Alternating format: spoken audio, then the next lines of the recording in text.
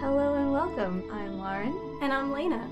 And this is Pass Me the Booze, a paranormal podcast where we discuss the history and hauntings of local and not so local places while partaking in adult beverages.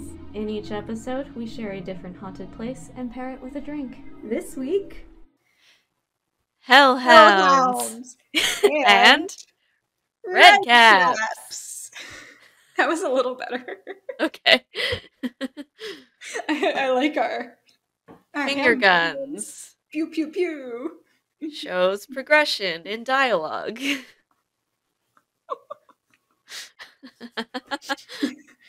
So, friendo. Yes, friendo. What are you drinking this week? So I am drinking a favorite, a classic of mine. Okay. My go-to panic drink at the bar. So, all right, I have a theory. You ever go to a bar and, like, the bartender gets to you too fast? Huh. What does that mean? And you don't have time to think of, like, what you would like, actually enjoy drinking? Mhm. Like, if you have, like, a specific, like, taste that you want, but, like, you can't think of it yet, but then the bartender's, like, there, and you have to make a decision, otherwise you won't get served for another, like, 45 fucking minutes at the bar. What do you need? What do you want? Have, like, 12 other people behind you. Panic drink. Oh, What's your okay. panic drink? Okay, It's I my- thought you were just, like, in a panic. Oh, no, it's well, a little bit in that situation. Just I'm awkward. generally, not... It's a state of mind. No, but so, like, in that situation, my panic drink is always gin and tonic. Yeah, okay. So what's your panic drink? My panic drink Yeah. is either Yingling or Blue Moon because that's always what I get. That's fair. If There are two types of neither people. one is available, just give me a local lager and I will be happy. Fair. So I am drinking local because we love a local. We love a local. It's called Mid-State Distillery. It's gin distilled with 9 botanicals. Ooh. Oh. And then you have just plant-based. fucking tonic water. I don't. Mm. Wakeman's brand. I got fancy here. That's 35 cents. Nice. Mm-hmm. So what are you drinking? So tonight I am drinking, well, two things. First, I'm drinking a Jack and Coke. It's a double. But I did have a drink recipe for you if you actually wanted to make something fancy. But Don't be like us. We haven't been fancy in a while now. Yeah, listen, it's the holidays. I already spent most of my money on Christmas gifts, and This ain't this is expensive to continually make all these drinks. We have acquired certain things, and we got to find recipes that go with those certain things, and that'll be a season 2 challenge. Yeah. So, because I am covering Hellhounds this week, which is also known as the Black Dog, I actually found a cocktail that's called the Black Dog. Nice. And it's Harry whiskey based because Josh requested more whiskey recipes because he's like, there's way too much vodka in this house, and I don't drink vodka. Yeah, what did we got? We got the Three Bitches vodka. Yes. There, you have the vanilla vodka still. Yep. And I just finished the strawberry vodka last night. Okay, well, I'm glad that we're gonna get some whiskey. Yeah, so it's a little more up my alley. Yeah. So we have 3 ounces of Jim Beam whiskey, which is a good one in my book, and then 1 ounce of Dry Vermouth, and then a half ounce of blackberry brandy, and you just mix all those together, shake it up, and there you go. You got a Black Dog. Love it. And I love brandy. We don't use brandy enough as a society. So brandy, I think you're a you're fine fine, girl. girl. You're fine, girl. Did you not know the words to that song? I know that song. I was singing the back lyrics so you could continue with the main lyrics. Okay. I'm really. I got you. So I don't know if you can tell, listeners, but we're a little bit under it. Yeah. I am on number 4 of the night. Nar has had 2 shots. And then there are 2 in here, so. So chug that. We'll be on the same level. I'll chug this, you chug that.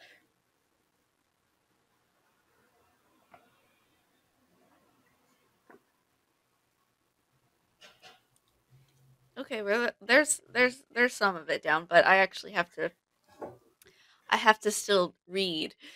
Okay. Alright. So what we'll do is we'll get through Hellhounds. Okay. Which is going to be covered by Nar in the Yeah. kitty court.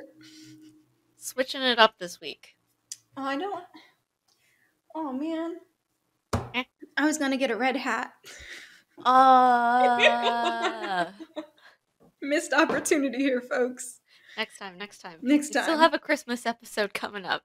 That's true. But I want to let you know that I do Christmas. Oh. And, like, none of you, like, because that probably will be in person. I'm hoping it's in person. Yay. Yes.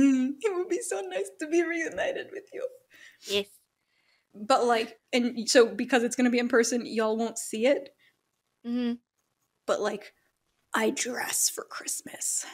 I'll take a picture if I can. Share it with the world. Let's do it. Christmas is a very big holiday in my family, so. You have, like, what, 4 or 5 trees in your house? So we have the Santa tree, which is the 13-foot Christmas tree when you first walk in my parents' front door. Right. When you progress into the house, into the kitchen, you see the Pooh Bear tree, followed by the princess tree. Oh, naturally. Well, Disney is also a thing. And then if you go around the house, you find tree number 4, which is the Victorian tree, which is one of my personal favorites. Because it's decorated like a Victorian tree with, like, the flowers and the birds instead of, like, ornaments. Oh, I like that. It's, like, decked out. And, like, oh, we got these, like, sparkly things now. Nice. It looks yeah, it's so a nice cool. shift from the Disney I know, trees. Right? Well, you know what? No, Pooh Bear will always have a special place in my heart. Yes. And the Pooh Bear tree is the Pooh Bear tree. And Pooh Bear's a little angel and he watches you. I know it well. I've seen the Pooh Bear tree many a times over the years. You have. It hasn't changed. The only thing that changed this year was that Lydia, my 6-year-old niece, decorated the tree with me this year. Oh. Which means that, like, the majority of the ornaments are in one section of the tree. Oh, of course. Because all the other ornaments need friends. Yeah. And they're all at Lydia level, too. So, like, the upper half of the tree is, like, looking a little bare. And then there's Lydia's spot. And it's adorable. And she had fun doing it. So it's all good. But at the same time. She tried her best. She did. She tried really hard. I appreciate her. We appreciate you, Lydia. Very much. Aww. Alright, so do you want to hear about some spooky doggies? I would love to hear about spooky doggos. I was very happy to cover this one because I love dogs. And this was actually suggested by one of our listeners. So I wanted to give them a little bit of a shout out. Who was that? So I won't give out the full name because I don't have permission. I don't know what your privacy deal is, so I want to respect that. But his name's Kevin. So shout out to Kevin. Thanks, Kevin. Thanks, Kevin. This was a cool one. All right. So, alrighty. Just to preface, I got most of my info from Wikipedia, of course. And then actually from the supernaturalwiki.com. Love it. And that's not like supernatural as in paranormal, but like the show. Do you remember the show? Wait, like the show Supernatural? Like Sam and Dean? Yeah. Yeah. Like there's a whole website dedicated to like all of the demons that they cover and like what their lore is. That is so cool. Yes, so I got some of my info from there and also from a YouTube video from a grim dark narrator. So just wanted to give them a shout out because they helped a lot. Very cool. So, Hellhounds have been the subject of lore all across the world, including all of Europe, the Americas, and even parts of Asia. They are mythological hounds that are supposed to embody a guardian or a servant of hell. So you're telling me they get around? They get around. Eyebrows. Those fucking dogs. Yes, so they're guardians, servants of hell, servants of the devil, or just guardians of the underworld. It really depends on where the lore is coming from. Okay. So, hellhounds are most commonly described as being very large and strong with black fur and having red eyes or even green eyes. And sometimes accompanied by flames or a sulfuric smell. So if you Oh, go ahead. sorry. I'm like, so you're telling me that their eyes are Christmas tree colors? Yes. Look how on topic we are. Look how themed we are for this month. Santa color eyes. It's very festive. These are very festive dogs. They are. Look at them. I love them. Doggos. So if you ever smell something stinky, like rotten eggs, sulfur, or find some scorched earth in the middle of nowhere, there might be a hellhound nearby. Because demons. So to give you an idea of like their sizing, a small, I'm using air quotes here for those that are listening to audio, small hellhound would be about the size of I got too excited. Too excited. I like dogs, okay? No, you do. Okay, so a small hellhound Yes. would be about the size of a mastiff. I love mastiffs. They're so cool. Their big old mitts with their big old slobbery jowls. And their tails that they break when they wag them too hard, so you have to put like protective pad. Wow. So that's small. That's a small boy. That's a small hell boy. So like, all right. A friend of mine from like middle school. Yes. When I went to the and we can beep this out. When I yeah, she had 2 Old English Mastiffs. Oh my god. And the one was a puppy. When I say puppy, at the time that I knew her, he was like 6 months old. Yeah. This thing was as tall as me. Oh my god. And this thing's paws were like yo big. Like big old mitts. Oh my god. Yeah. As big as your face. And I wasn't joking when I said like their tails, like you have to like put protective shit on their tails because when they wag them, if they hit something too hard, they break their tails. Like it's a thing. Oh no, baby. Like the one, the not the puppy, but the older one that she had, which was also like only like 2 or 3 years old at the time. Yeah. Had like a cast on its fucking tail because it wagged it too hard.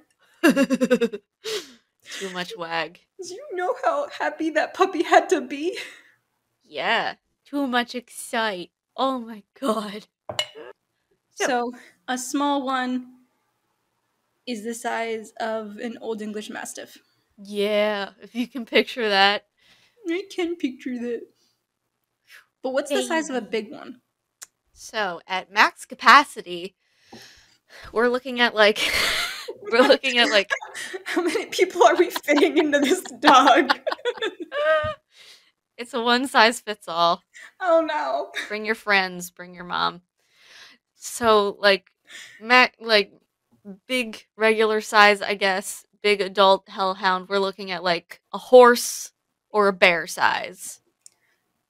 Okay. Big old pupper. Okay. I mean, bear size would be intimidating. Yeah, but Horse size, I would be like, can I put a saddle on this? Right? I'm imagining the dire wolves from Game of Thrones. Mm-hmm. Yes! Big Mm-hmm. floof ghost. Oh. Lady! I think I need to rewatch the series soon. You Just get my do. heart broken again by the ending. Skip season 7. Mm-hmm. We know what happens. We don't need to relive it. We'll just We soak in the can rewrite it in our nostalgia. own minds. Yeah. I'll write a That's what I fanfic. do. It's fine. I'll write the fanfic, it's fine.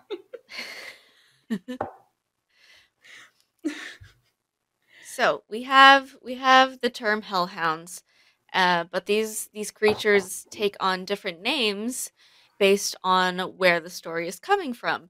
So we Okay. have Tian Jiao from Chinese folklore, or I may have said that wrong. It might be Tian Gao.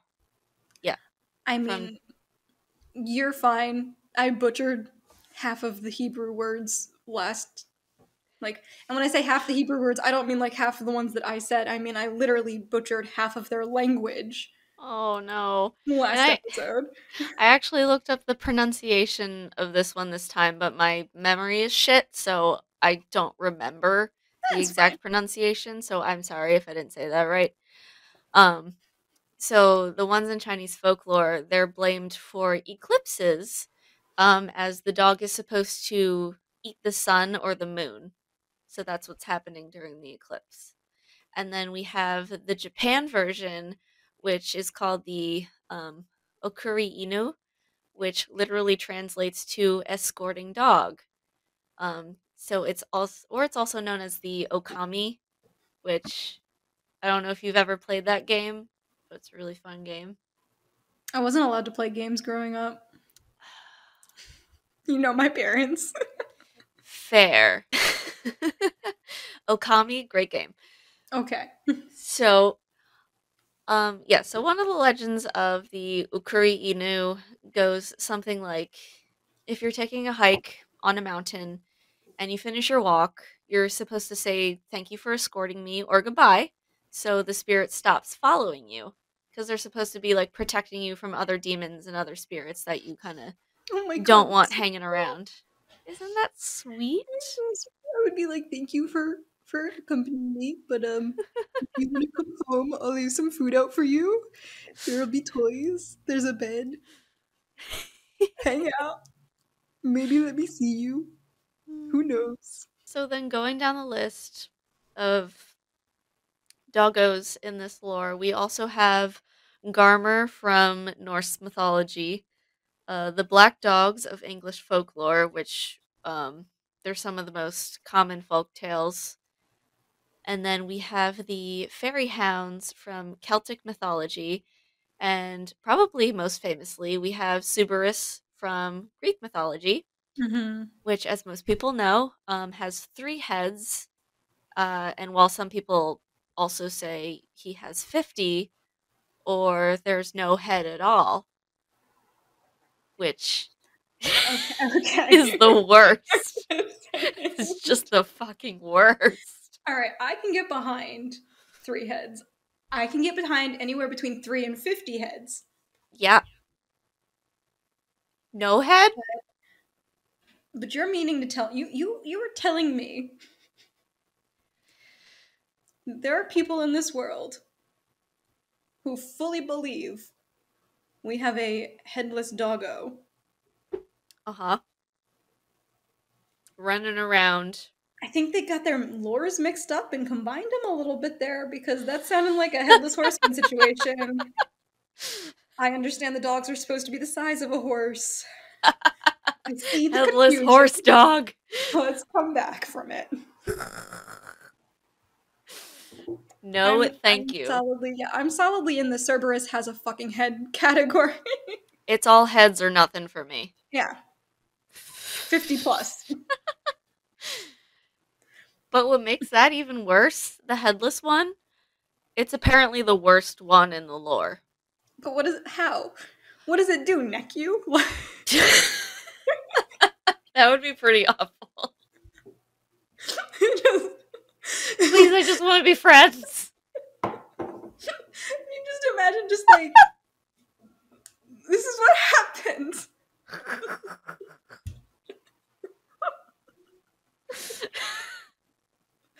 Because, like, it couldn't be like a gaping wound.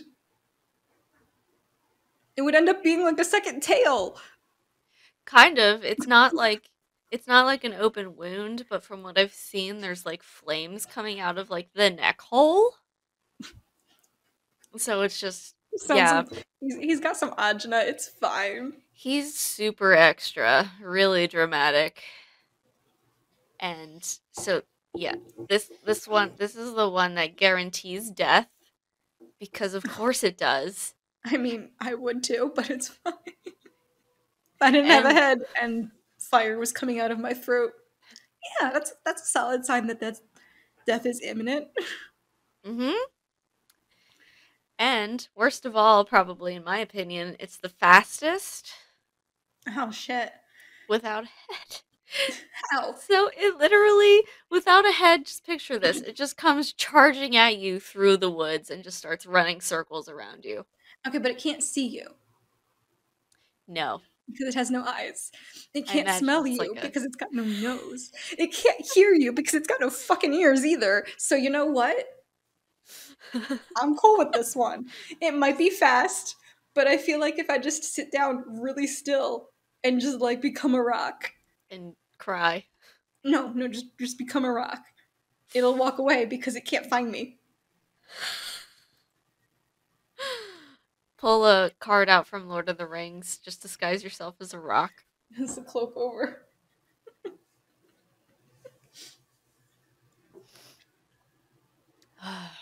So that's Subarus. And his job was to devour anyone who tried to escape the kingdom of Hades. Mm-hmm. Good doggo. Good boy. And though they do mostly serve as the guardians of the underworld, they are said to be sent out to do the devil's bidding. Most often they are released onto Earth to collect the souls of those who made a deal with the devil. And sometimes they're even stationed on Earth to protect sacred ground or treasure, so that's just where they'll stay forever. Oh, and I love this one. And so they don't always like escort and protect souls that have passed on. But in some legends, the Hellhounds are seen escorting women through the night.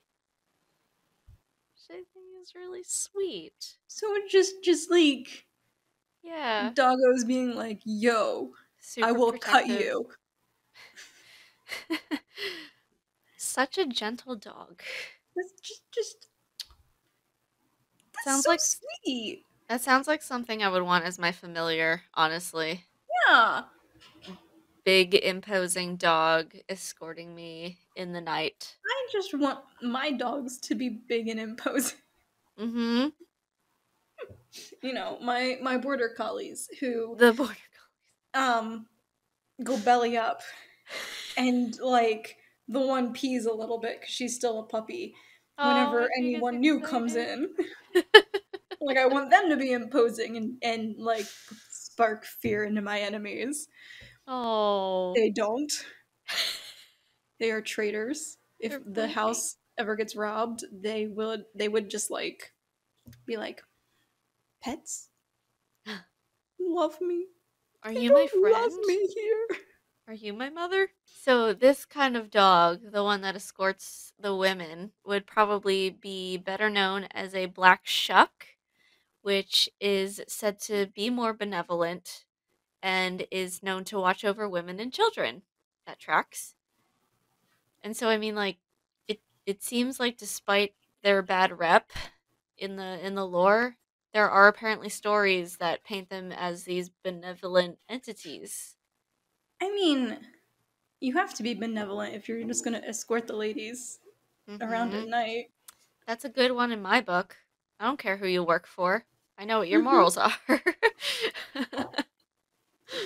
I think people are just scared of death, and that's why they kind of ostracize them or whatever. And what's Hate on them. who's what? How do I want to say it? Like, who has other than ladies walking around at night by themselves? Who has to fear death more? You know, fair. That's a fair point. Okay, maybe 5 gin tonics was too much. We're getting into some real deep topics tonight, friends.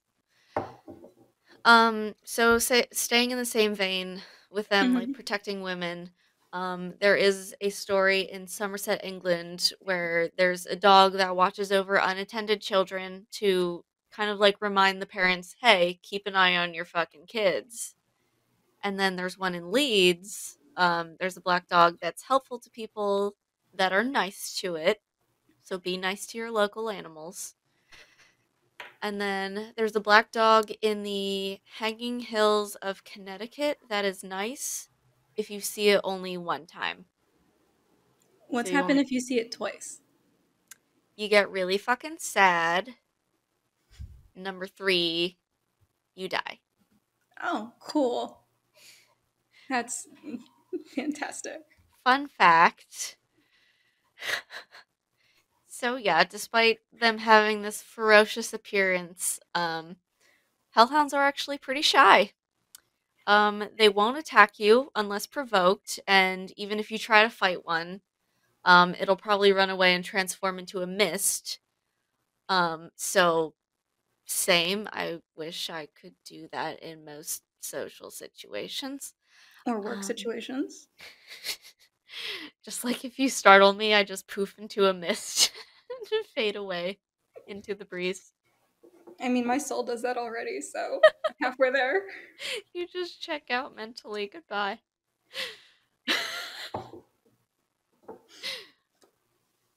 But even if they accept your physical challenge to fight them, you're not gonna fucking survive that. I'm sorry. Wait, I missed that there's a... Wait, go back. I missed that there's a physical challenge. Yeah, so like they won't attack you unless you provoke them most of the time, the ones that are a little more confident. So if you try to fight them and they're like, "All right, bet, let's do this." You're not going to fucking win that. But all right, maybe I just have too much faith in humanity still. Who's gonna try and fight a dog? Assholes? I don't know. Don't fight a dog. That's mean. Yeah. It's a That's floof. my opinion anyway. All right, yeah. So you're not winning for a number of reasons, and I'm going to tell you what their superpowers are. Cool. What are their superpowers? So they have enhanced senses, of course. It is said that once they have a scent of a person, they won't stop chasing them. Invisibility. So besides turning into a fine mist in awkward situations, hellhounds are invisible to humans until that person is near death or they want to be seen. They can also shapeshift if they want to disguise themselves. Hellhounds will also appear in people's dreams leading up to their death. And a rule of thumb in a lot of cultures is that if you see one, your chances of dying are pretty high. If you see them at least 3 times, you're definitely going to die soon. And then there's invulnerability. So they're capable of surviving attacks from conventional weapons such as guns. And then they have the super strength and speed, of course. So they're capable of easily running down and killing humans and demons and even ripping down trees. I mean, if it's the size of a bear, sure. You're out of fucking luck, friend. Yeah. But if you decide you want to challenge one of these things, I will also give you their weaknesses. What are their weaknesses? So, I don't know how you're going to get this one, but you need an angel blade with which they can be harmed or killed by. I don't know what an angel blade is, but you're the Catholic here, so I would have more faith in you for that one. I mean, the only angel blade that comes to mind in any like Catholic stories, or even any biblical stories, is the spear that pierced the side of Christ when he was being crucified, like the spear of destiny. So But we would need that to shit's like find that. lost to time, so you're not finding it. Shit out of luck on there. Strike Yeah. one. Strike one. You can also create barriers. They can be kept at bay with goofer dust. Goofer dust. I'll tell you. It has a funny name. But Yeah.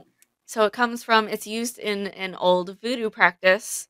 Okay. It's a mixture of natural ingredients that can be used to cause harm, trouble, or even kill. The word goofer comes from the Kingago word kufwa, which means to die. So as late as Name the them. gets deep really quick. So as late as the 1930s, goofering was a regional synonym for voodooing, and the meaning of the term has Goofer. broadened beyond spells of damage, illness, and death to include love spells cast with a dominating intent.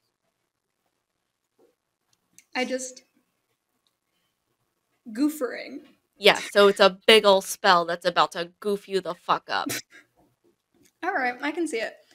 So you're telling me that what you have to use to create a barrier to keep out a hellhound is some fuck up dust. Fuck you, dust. The fuck you dust. Oh, sorry. Yes. But not fuck up. Fuck you dust. Fuck you, dust. Okay. And so we also have the devil's shoestring, which is also an herb. And then salt. I was gonna be like, so I know a little bit about the Spear of Destiny, but I don't know anything about the devil's shoestring. It's an herb. Okay. I'm not sure where you get it. Don't ask me. Google And then it. of course, salt is the big go-to. Well, of course. And then the last one is explosives. And it helps if they contain salt or iron nails. So you're telling me we went from magical spear that is lost to history. That's like top tier prime product.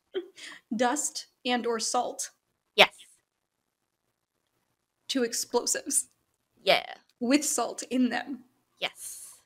If you want all your bases covered. It sounds very extreme. Oh yeah. If you have a space that you can blow up, there you go. If you're in your house, maybe don't blow that up. Or do. Insurance will cover it. But how did we go from you can't shoot it to we can blow it up? That doesn't make sense to me.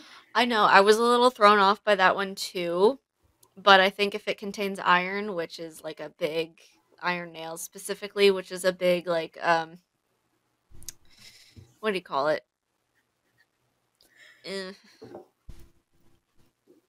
Fuck, I can't think of the term. A deflection of negative energy, kind of castaways negative energy. Same with salt. So not regular explosives, but if it's just full of salt, big old salt bomb. So what if you took a shotgun shell and you put salt in the bullet? Would that work? I think so. It might work. It might like deter it for a little bit. I don't think salt is going to kill the thing. Absolutely not. But it's definitely going to give you a couple seconds to like figure out a game plan. You know what? Oh, all right. Yeah. I will say. Yeah. The Redcaps and their thing to like protect you from Redcaps is way more legit than a bomb. A bomb is a little extreme. I would not recommend trying that one at home. I would stick to either the goofer dust, the shoestring, and the salt. All right. I think that's your best bet. All right. So the last thing I have here, at this point you may be asking yourself, Lauren, my friend, how will I know if it's a real hellhound? What if I want one? What if you want a hellhound for yourself, dear listener? I would love a hellhound for myself. keep the burglars away. I will tell you. I will tell you how you can acquire your own, in a sense. Please tell me. So, the dogs thought to most resemble the Hellhound are the American Pit Bull, the Doberman, and the Belgian Malinois. So you're pretty much telling me that you have 2. Yes. They're not black, but they're pit bulls. You have 2, and we call the one Sem Sem. Mm-hmm. So I'm good there. They're definitely my familiars. There you go. I Um, think December would fuck people up. she Faith in would. your dog. She's a little slow these days. She's really old, but she can still hold her own. So you got the pit bulls, the Dobermans, and the Belgian Malinois. I'm trying to Malinois? think of like what a Malinois looks like. It basically looks like a shepherd. Okay. It's just a black German shepherd looking dog. Because I think of like Malamute. Fair. I'm not sure if I'm saying that correctly. Do what I do. Spell it out. Malinois. Could not try to pronounce that if I even wanted to at this point. I'm gonna assume Maybe it's like Yeah, I'm gonna assume it's like Illinois and that the S is silent. Okay. Okay. That feels right. So these dogs are compared to Hellhounds because of their strong muscular builds, loyalty to their masters, and I don't like this one, but it's what was said, quote, intimidating auras. In Wales, the Hellhound is seen as an English Mastiff. Oh, I mean, apparently a small one is the size of an English Mastiff. Apparently. And though their eyes, of course, aren't red, you're not going to really find a dog with red eyes. Unless you use Flash. Exactly, and that's where this comes in. It's called the tapetum lucidum. In the Malinois blue eyes, they'll actually reflect red in the dark light, making them closest to the Hellhound description. All right, that's really cool. That's a fun right? fact. Yes. And I actually noticed that with Thor's eyes too, because his are those bright blue eyes. So and then Oh, no, so I think I actually, from Halloween, I have a picture, like somewhere on Snapchat, of him like running around and his eye is red. Yup. Yeah. Yeah, so that's the Hellhounds. Okay. Now I miss my doggos, but okay. I'm sorry. It's okay. All right. Baby kitty. So tell me about these little demon things. Oh my All right. god. I can't wait. So, Redcaps. Yes. Or also known as Bloody Cap, Redcomb, Powery, or Dunter. Okay. Sounds very German. A little bit. So these are types of malevolent / murderous dwarf, goblin, elf, and/or fairy things found in border folklore. Oh my god. They are typically like neutral evil. Little fuckers. So they are said to inhabit ruined castles found along the border between England and Scotland.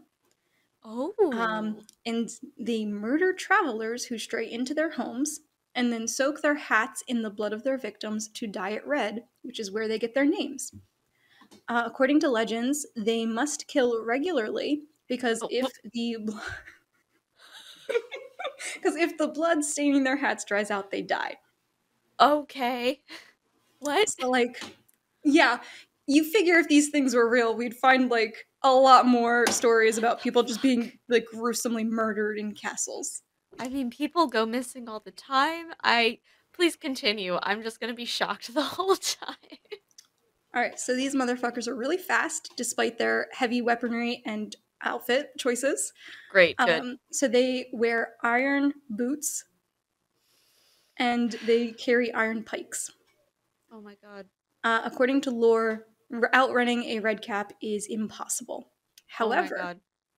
should you encounter a redcap, quoting the Bible at him or holding up a cross will drive them away. They will disappear in a flash of flames and leave behind a large tooth. What? Yeah, apparently, like there was no rhyme or reason to this. It was literally, that's the story, is that when you quote the Bible at him and hold up a cross, it disappears in a flash of flames and leaves a large tooth. Okay. I don't need to know what their reasonings are. I just know that I'm gonna bring you with me and I'll be safe. Right. So, like, my favorite thing about that part of this is there are plenty of, like, vastly inappropriate sexual Bible quotes. And in my head, I love the idea that you could just be like, whoa. Hello. I'm trying to, like, think of it. There's a burning sensation in my loins or some shit like that. I forget the quote. I forget the word exactly or the verse exactly, but, like, that's a verse. There's the burning in my loins. It's a verse. So, like, you could just quote that verse. Oh my. And this motherfucker would just be like, and leave behind his tooth. He said, no fucking thank you. That sounds like chlamydia. Yeah, right? So these little critters are supposed to be harbingers of doom. Oh God. And apparently they're like part banshee. They make noises that act as a death omen. Ew. According to legends, or some of the legends, the people who built the border castles used human blood to purify the foundation stones, and this act created resident ghosts in the building. And some say that the spirits of those people who were sacrificed then take form of redcaps and like become these things. As like a means of revenge. Yeah. They are always depicted as quote unquote sturdy old men with red eyes. Okay. Taloned hands and large teeth. I hate it. I hate all of it. Yeah. So they're, and like most of the tales, they're just little murderous assholes. There is one tale of one living in Perthshire that is benign. He lives in the Grand Tully Castle and bestows good fortune on those who see or hear him. Okay. How do I want to take that risk though? Yes. You want to take that risk. You want to go try and visit one of these little murder hobos. Sure. There's also murder hobos. Listen, all right. Oh no. That comment will make sense in a second.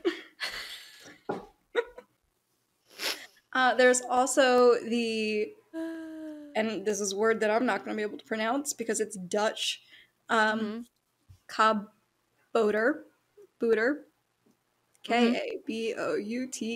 Have fun with that one. Which is like the Dutch version of redcaps, except they are very, very different according to like their lores and are more like brownies. Brownies? So brownies are, like according to lore and legend, brownies are like helpful little fucking things like elves that come in and like clean your house. Oh. Yeah, and as long as you like leave them treats, they'll keep doing it. And if you don't leave them treats and you just let them clean your house, then they'll be little assholes and they'll like put things in the wrong place. Fair, you gotta compensate them properly. Yeah. It sounds like little Disney characters. Well, so Girl Scouts. Mm-hmm. One of the stages of being a Girl Scout is a brownie. And it's because you're supposed to be helpful and do a whole bunch of these tasks to like be community, like do community service and like get engaged. And like that's where it comes from. The name Brownies in Girl Scout comes from the legend of brownies. Mildly horrifying, but cool. No, you know what's mildly horrifying? Huh. The like ceremony you do to ascend from like a daisy to a brownie. That shit's terrifying. What does that mean? Like, you're supposed to cross over a bridge and you like spin and you look in your reflection in the water. It's a whole fucking thing, man. Sounds like witchcraft. A little bit. But like Protestantized. And I'm still a registered Girl Scout, so it's all great. It's all gravy, bud. Let's do it. Alright, so while they appear in Dungeons and Dragons very often, especially in dungeon raids, there are not many modern day stories of people encountering redcaps. However, I did find a Reddit strand of someone who might have encountered one. They weren't sure. I don't know. But I'm going to read you the story. Tell me. So this is from Reddit user Zanvin, Zanvyn. Okay. And they posted this. This was very early childhood memory. I can't recall my exact age at the time, but I'd estimate that I was around 5 or 7 years old. Unfortunately, I can only recount a small/specific point in the story, but nonetheless, this is what happened. I was in my parents' bedroom crying in fear as I witnessed what appeared to be a very short, malicious-looking, fair-skinned, quote-unquote goblin wearing a pointed red cap. It was me, I'm sorry. I was just looking for snacks. It simply stood at the end of the bed, laughing maniacally at me. My mother was trying to calm me down and had no idea why I was so hysterical, since she couldn't hear or see anything. God. Seemingly, only I was able to see this entity. That's all I can remember, sadly. I have absolutely no recollection of what happened after that and never saw this thing again. Does anyone have any thoughts or insights on what they believe I may have witnessed? I have some theories on what that person witnessed specifically. Yeah.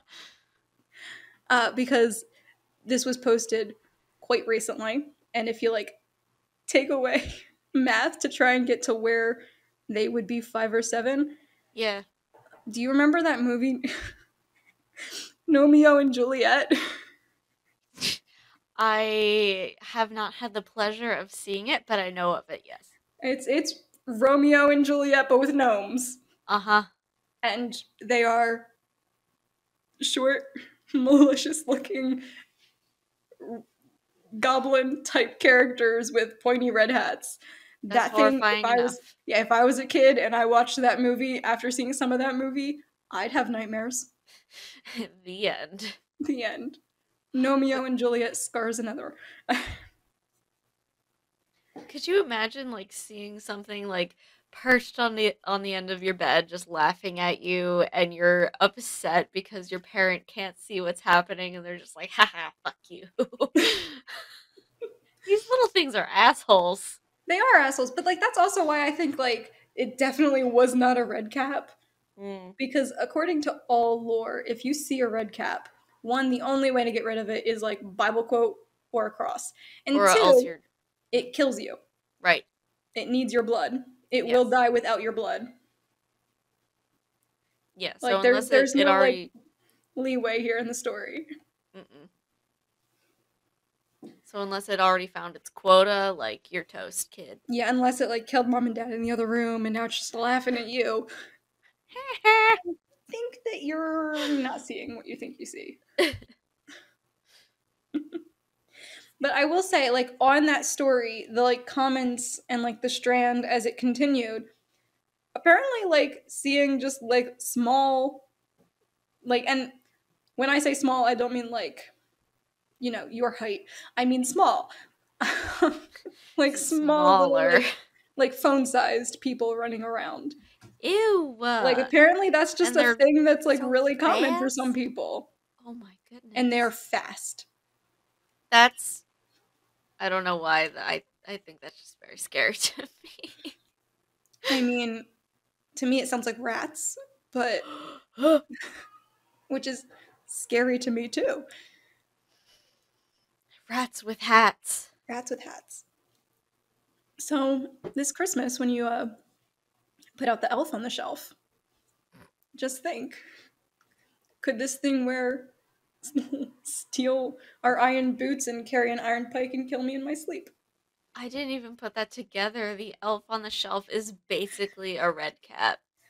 It kind of, like, the lore of the elf on the shelf is pretty much like a red cap or like a brownie. Like a brownie. Oh Except my for, like, god. honestly, to me, elf on a shelf is a little bit more terrifying. I agree. His eyes, I just don't trust it. I don't The trust what's in look. his eyes. Sure, the look. Uh-huh. But also, like, just what elf on the shelf is supposed to do. It's supposed to Moo. watch you Yeah. and then report your activity back to Santa. Sounds like a fucking snitch to me. Like, it's supposed to watch you all Mm. day and most of the night. And then right before you wake up, it moves. Ew.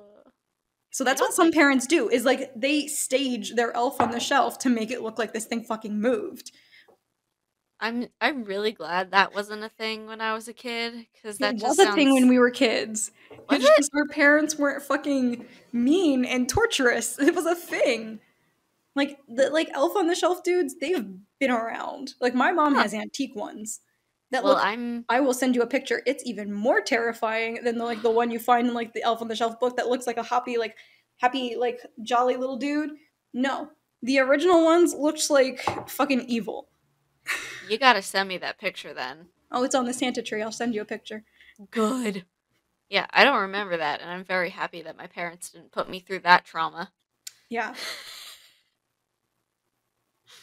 Yeah. No, my mom, when you walk in my parents' house, there's the Santa tree. Mm-hmm.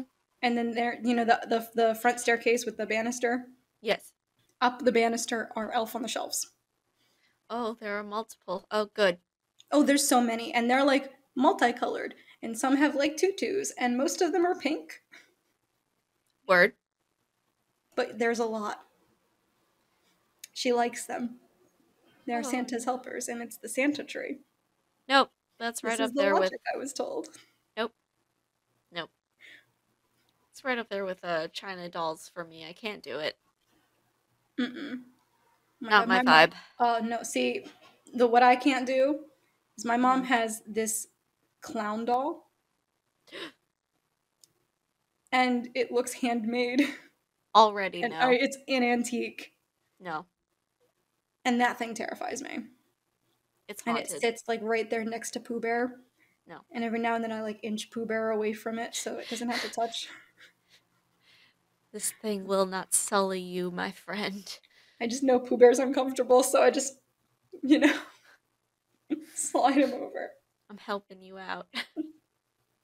So, Is do you that know all what you that means, have? folks? Well, no, that is all I have on Redcaps. There's like nothing. They're pretty much murderous little elves. That's it. Well, Sorry, guys.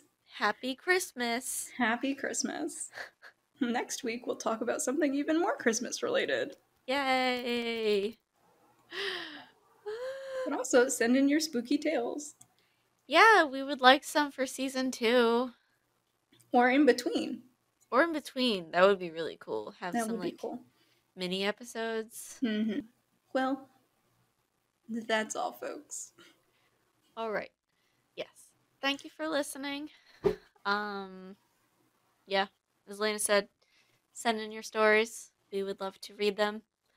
Yep. We want to hear about that time you punched Ted Bundy in the face. Please. And we'll see you next week for our Christmas episode. Christmas finale. Christmas finale. All Make right, it sound more bye. exciting. Bye.